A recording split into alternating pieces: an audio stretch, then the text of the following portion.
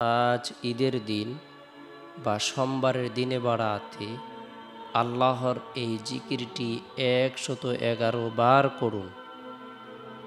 ৬০ বছরের কবিরা গুনাহ মাফ হবে। জীবনের সকল ইচ্ছেগুলো, আশা আকাঙ্ক্ষাগুলো পূরণ হবে। ভাগ্য খুলে যাবে, দোয়া কবুল হবে, গায়েবী সাহায্য আসবে। ঈদের দিন আল্লাহ পাক রব্বুল আলামিনের পক্ষ থেকে অসংখ্য অগণিত নিয়ামত প্রদান করা হয়ে থাকে। আল্লাহ তাআলা বান্দা বান্দীদেরকে মাফ করে দেন। আর আল্লাহ পাক রব্বুল আলামিনের নৈকট্য লাভের উদ্দেশ্যে ঈমানদারগণ, মুমিন মুসলমানগণ তাদের কষ্টের উপার্জিত সম্পদ থেকে পশু কুরবানি করে নিজের ধন সম্পদের মহব্বত ত্যাগ করার মাধ্যমে আল্লাহর নৈকট্য লাভ করে থাকে। আল্লাহ তাআলার সন্তুষ্টি লাভের উদ্দেশ্যে তারা ইবাদত বন্দেগী করে থাকে। আল্লাহ তাআলার সন্তুষ্টি লাভের উদ্দেশ্যে তারা বিসর্জন দিয়ে থাকে, ত্যাগ তিতিক্ষা করে থাকে। আল্লাহ তাআলার নৈকট্য লাভের উদ্দেশ্যে তারা তাদের জান মাল, নামাজ, রোজা, জিকির আজগার, কোরআন তেলাওয়াত, তাসবিহ তাহলিল, জীবন মরণ সব কিছু রব্বুল আলামিনের জন্যই করে থাকে। কুল ইন্না সলাতি ওয়া নুসুকি ওয়া মাহইয়ায়া ওয়া মামাতি লিল্লাহি রাব্বিল আলামিন। নিশ্চয় আমার নামাজ, আমার কুরবানি, আমার জীবন, আমার মরণ, আমার কোরআন তেলাওয়াত, আমার জিকির আজগার, আমার তাসবিহ তাহলিল, আমার দান খয়রাত, আমার সব ইবাদত রব্বুল আলামিনের জন্যই। তাই ঈমানদারগণ বিশ্বাস করে আল্লাহ তাআলার উদ্দেশ্যেই তারা কুরবানি করে থাকেন। আর আল্লাহ তাআলাই তাদের জীবনের সকল গুনাহগুলো, অপরাধগুলো মাফ করতে পারেন। যে ব্যক্তি আল্লাহ তাআলার উদ্দেশ্যে বিশেষ করে ঈদুল আজহার দিন কুরবানি করবে, আল্লাহ তাআলার কাছে ঈদুল আজহার দিন ফরজ ইবাদতের পর সবচেয়ে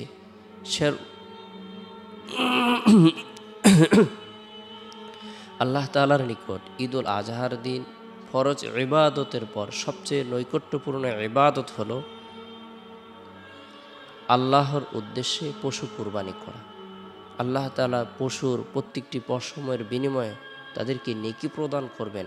কাল কিয়ামতের দিন ওই পশুর শিং, খুর, তার রক্ত সব কিছু উপস্থিত হয়ে বান্দা পক্ষে সাক্ষী প্রদান করবে এবং আল্লাহ তাআলা বান্দাকে অসংখ্য অগণিত নেকি প্রদান করবেন। সুবহানাল্লাহ। তাই আমরা প্রত্যেকে গুরুত্ব সহকারে ঈদের দিনের গুরুত্বপূর্ণ সুন্নাহগুলো আমল করব। এর পাশাপাশি যে সোমবারের দিন আল্লাহ তাআলার পক্ষ থেকে বিশেষ একটি ফজিলতপূর্ণ দিন, এদিন আল্লাহ তাআলা আসমানের সকল দরজা উন্মুক্ত করে দেন। সেদিকে লক্ষ্য রেখে আমরা প্রত্যেকে গুনাহ থেকে বেঁচে থাকার জন্য চেষ্টা করব। ঈদের দিনের গুরুত্বপূর্ণ সুন্নত হলো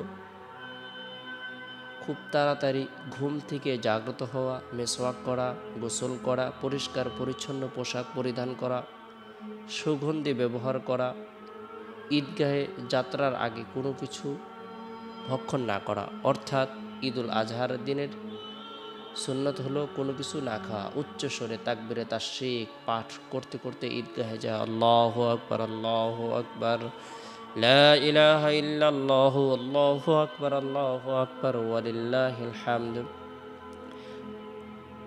আগে আগে ঈদগাহে যাওয়া, ঈদুল আজহার নামাজ তাড়াতাড়ি পড়ে কুরবানি করা।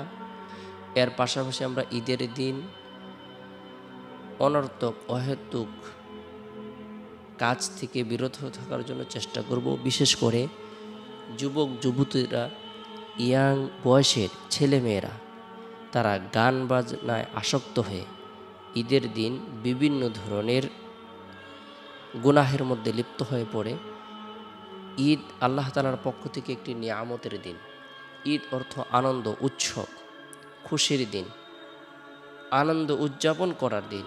ইন্না লিকুল্লি কওমিন ঈদান ওয়া হাযা ঈদুন। আল্লাহর রাসূল বলেন প্রত্যেকটি জাতির জন্য একটি ঈদের দিন আছে, খুশির দিন আছে। আর এটা হলো আমাদের ঈদের দিন, আমাদের খুশির দিন। আমাদের ঈদ বছরে দুটি, ঈদুল ফিতর, ঈদুল আজহা। আজকে সেই ঈদুল আজহার দিন। আদহা শব্দটি আদহাতুনের বহু বচনের অর্থ হলো কোরবানির জন্য উৎসর্গিত প্রাণী। ঈদুল আজহার অর্থ হলো কোরবানির ঈদ। আমরা যদি গুনাহের মধ্যে লিপ্ত হয়ে পড়ি, আল্লাহর নিয়ামতের অকৃতজ্ঞ হবে, না শুকরিয়া আদায় হবে, আল্লাহ তাআলা অসন্তুষ্ট হয়ে যান। বান্দা যখন গুনাহের মধ্যে লিপ্ত হয়ে পড়ে, বান্দি যখন গুনাহের মধ্যে লিপ্ত হয়ে পড়ে, আর সমাজের মানুষ যদি তাদেরকে বাধা না দেয়, আল্লাহ তাআলার পক্ষ থেকে বিভিন্ন ধরনের বালা মুসিবত বিপদ আপদ নেমে আসে। জহরুল ফাসাদু ফিল বাররি ওয়াল বাহরি বিমা কাসাবাত আইদিন নাস।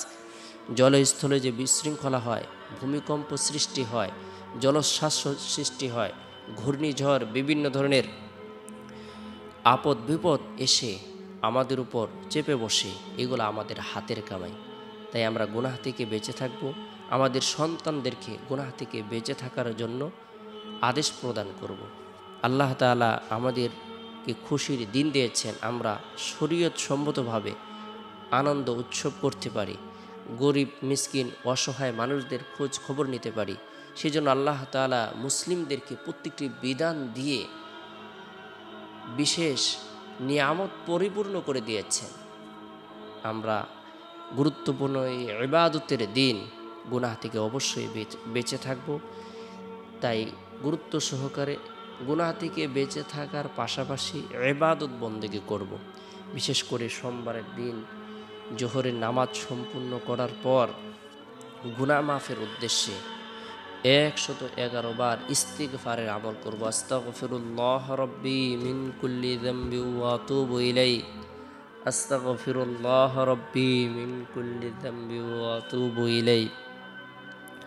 যে ব্যক্তি গুরুত্ব সহকারে বরকতপূর্ণ এই ইস্তিগফারের আমল করবে, যদিও তার গুনাহ 60 বছরের হয় না কেন, সে যদি খাঁটি দিলে তওবা করে, আল্লাহ তাআলা তার জীবনের কবিরা গুনাহগুলো, সগীরা গুনাহগুলো, জাহিরি গুনাহগুলো, বাতিনি গুনাহগুলো আল্লাহ তাআলা মাফ করে দিবেন। সে প্রকাশ্যে গুনাহ করেছে, গোপনে গুনাহ করেছে, ছোট গুনাহ করেছে, বড় গুনাহ করেছে, আল্লাহ তাআলার দরবারে সে যদি তওবার নিয়তে ইস্তিগফারের আমল করে, আল্লাহ পাক রব্বুল আলামিন মুহূর্তের ভিতরে তার জীবনের সকল গুনাহগুলো ধুয়ে মুছে নবজাত শিশুর ন্যায় নিষ্পাপ করে দিবেন। বরকতপূর্ণ এই ইস্তিগফারের আমল করব। এরপরে তাসবিহ হাতে নিয়ে 111 বার ফজিলতপূর্ণ এবং পাওয়ারফুল এই দোয়াটি আমল করব। 111 বার লা হাওলা ওয়ালা কুওয়াতা ইল্লা বিল্লাহ, লা হাওলা ওয়ালা কুওয়াতা ইল্লা বিল্লাহ। আল্লাহর সাহায্য ছাড়া অনিষ্ট দূর করার এবং কল্যাণ লাভের কোনো শক্তি নেই। অসৎ কাজ থেকে বেঁচে থাকার এবং সৎ কাজ করার কারো সামর্থ্য নেই আল্লাহর শক্তি ছাড়া, আল্লাহর তৌফিক ছাড়া, আল্লাহর ক্ষমতা ছাড়া।